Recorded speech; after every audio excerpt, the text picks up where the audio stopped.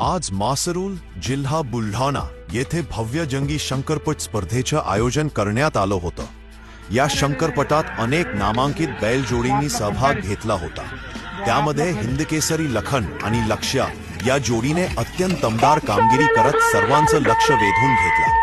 त्यांच्या ताकदीच्या धावणीमुळे आणि उत्तम तालमेलमुळे त्यांनी या स्पर्धेत दुसरा क्रमांक पटकावला। लखन हा बैल मनोहर पाटील चव्हाण करोडी जिल्हा संभाजीनगर यांचा आहे आणि लक्ष्या हा बैल राजू सरपंच ढालसावंगी तालुका जिल्हा बुलढाणा यांचा आहे। व्हिडिओ आवडला असेल तर लाईक करा, शेअर करा आणि अशाच शंकरपटांच्या अपडेटसाठी आपल्या शंकरपट चॅनलला सबस्क्राइब करायला विसरू नका।